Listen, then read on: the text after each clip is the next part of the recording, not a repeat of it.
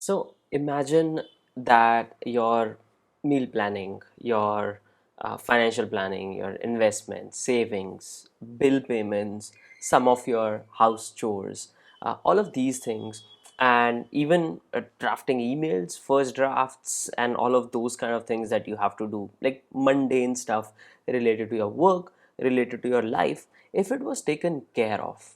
And when I say it was taken care of, I mean if it was done without you touching it, how would you feel? How much extra time would it give you in your life to do the things that you should be doing, to do the things that you like to do, right? I believe that people in entering their 30s or even people in their late 20s should pay special attention to automating things in their life. And now, like, 2024 is about to end, I think it's easier than ever.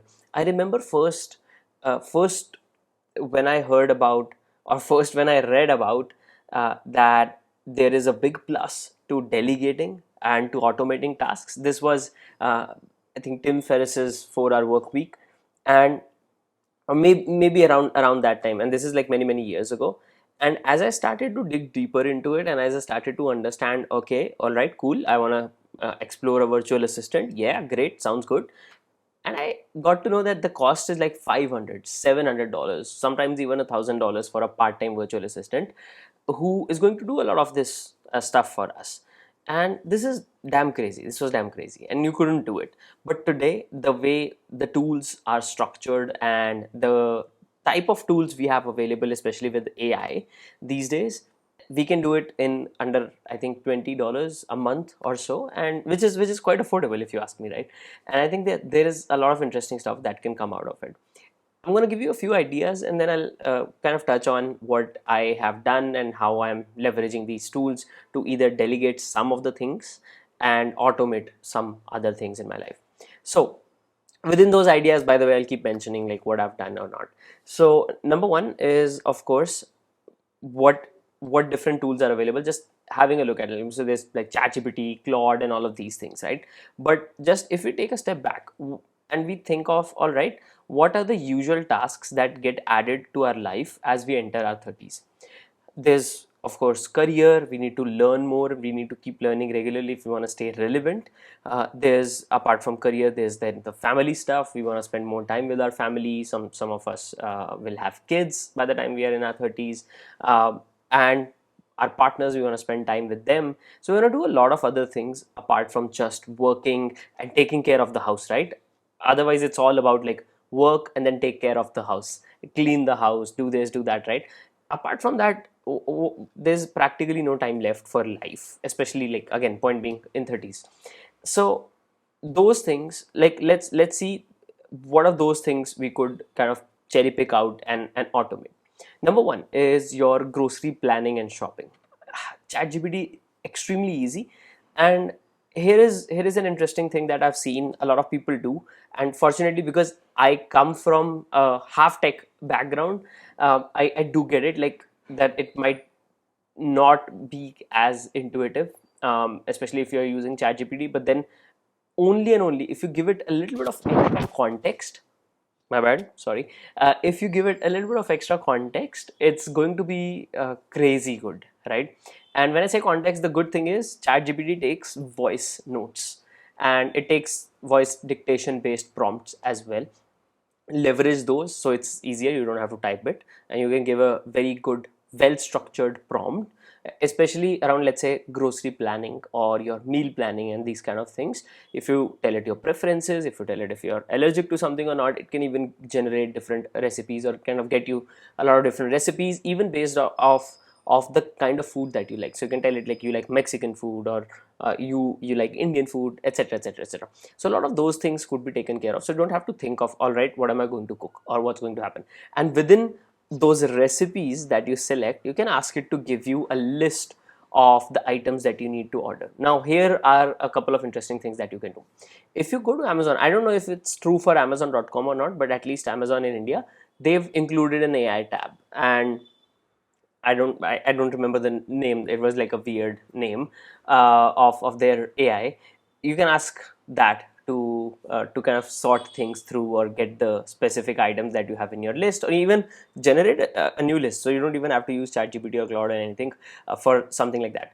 But these kind of things could be put onto a subscription, or additional things that you need to keep ordering, they could be put on a subscription. Now the AI part is probably not as much as there is a little bit of conscious automation on your part with these, especially for like groceries and these kind of things. Same thing can be done with bill payments, same thing can be done with your investments, same thing can be done with your savings and like automatic transfers, different places. Ramit Sethi, especially if you want to look into personal finance, check out Ramit Sethi stuff, like this automating your life or automating your finances so you can live your life concept comes from him. I think it's amazing. But here is now the next level to all of this, because this is very basic stuff. What couldn't happen 3 years, 4 years ago was, I couldn't optimize my digital life, or I couldn't automate my digital life to the extent that I can today, unless I was a programmer, unless I understood Python. Most of these automations. So, for example, let's say I create, I take a screenshot of something. That shouldn't go into my screenshots folder. That should go into some specific folder. If my downloads folder increases above a certain number of files, then all the images taken in month whatever or week whatever should go into one folder. Week 2 should go into another folder, and all of this should automatically happen. These kind of scripts, I couldn't do these kind of scripts if I wasn't a programmer 3 years ago. Now you can ask ChatGPT to give you a script to help you do that. You can ask ChatGPT to do things like this to build you stuff that, and these are very basic scripts, and it will actually give you a step by step on what you need to do to even run that script. So you have to be literally, you have to know literally nothing actually if you want to run these kind of scripts. And all you need is, you need to know what your problem is, and you need to know the kind of the AI tool you're going to ask to help you with it. That's all that is important here. Just imagine these kind of things, and right from like creating your schedules to all of these smaller tasks, it's well taken care of. So this is on your personal level. If you have any ideas, literally, actually, you can even ask ChatGPT to give you ideas. Right, my bad. You can ask ChatGPT to give you ideas to even understand what are the different things that you can automate through ChatGPT. And by the way, it will also guide you through Zapier and all of those things. So if you receive a very specific email, how to automate that, it will also give you like a step by step into filters. So one of the things that you can actually do to bring your understanding new things, or uh, initially getting an idea of new things or search results, is rather than going to Google, go to ChatGPT, see and then confirm from other sources, because again, it's AI, it hallucinates. It's actually a real term, by the way, if you're not in AI. These models, they do hallucinate. So random things can happen, so you need to know when it's actually going crazy. But for most of the simple items, you just read it and you'll know this, like the model has gone crazy. And you can ask it to kind of, dude, come on, stay under control. So those are a few interesting things. Now moving on to a little bit of on your work side of things. Are there emails that need to be drafted, and you don't need to draft those emails from scratch, or you don't even need to use a tool like ChatGPT to draft those emails for you. You can leverage different plugins like Grammarly. AI actually is really good. Jasper is another one if you're into drafting and content creation, content writing, helping it create initial drafts for a LinkedIn posts and whatnot. So you can start streamlining these tasks. And here is something interesting that you can actually even do with a tool like ChatGPT is, you can ask it to automate a script that actually, you can ask it to build you a script that automates an initial prompt based on what day it is. And that's where you don't even need to feed the initial prompt, and you can kind of get the thing started. And then of course, try to use as many simpler tools that are already integrated into your devices. So for example, Siri. So rather than going for other items, go for Siri, Alexa, etc, etc. Rather than trying out 20 different apps, because they are going to take away from your time as well. Try to look at what's already included in my devices, what are the key most popular tools that I can use to automate certain things, automate my home tasks, automate my work tasks, etc.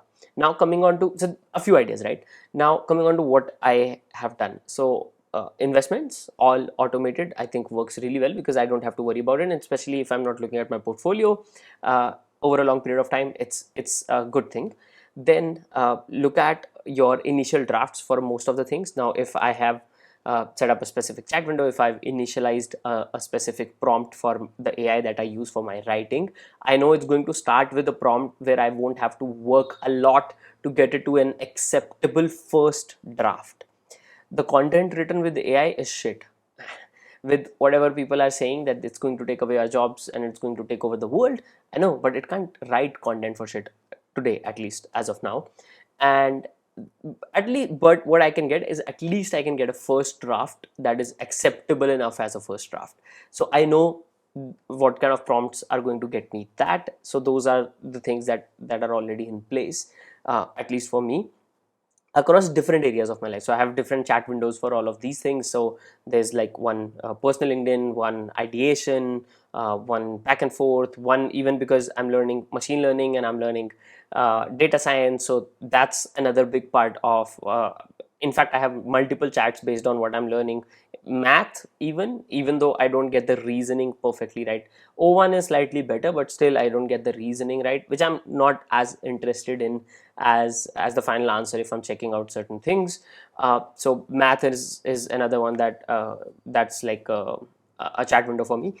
These things, and then again running automated scripts, running uh, setting up zaps in. And by the way, Zapier also has an AI. So if you kind of write it, build me a or whatever, like whenever I get an email, send me a text message as well, those kind of things. Or whenever I get an email from X person, please also send me a text message.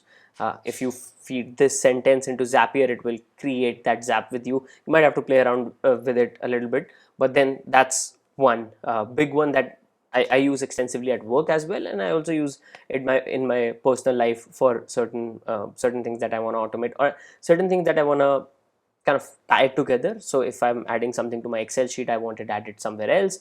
If I'm adding Kindle highlights, I want them added into an Excel sheet. I also want them integrated into my Notion, into my Obsidian. Fortunately for Obsidian, I have a plugin that does that for me. So all of those things can be taken care of if you maybe spend, I'll say, a couple of weekends and look at, all right, what are the tasks that don't require you every single time, and they're like repetitive tasks. See how you can delegate them to AI, see how you can automate them through AI. So even with AI, you don't have to be there every single time. And these might have to be slightly, I'll say, these can't be like buy whatever stock you want for me. These would have to be, here are a couple of whatever index funds, buy these on a weekly thing. And this doesn't have to come through AI. These are all in any investing platform that's out there. These features are there already, and they've been there for for a while. SIP is what it's called. But just start thinking of how you can take away things from your plate so you can bring more attention, more time to your actual life. That's the goal. That's what I'm trying to push you to try out over the next, let's say, 4 or 5 weeks. Try it out, see how it works, let me know. I would be very very happy to see, and maybe also jibe on a few ideas as well, because I'm always on the lookout of, all right, what can I take off of it. So I'm, by the way, I'm a person who likes to add things to my plate. So I'm also interested in taking off things off of my plate. I'd be more than happy to actually have a discussion around that if you want to leave a comment below as well. So that's all for today's video. I'll see you guys next time. And then bye, take care.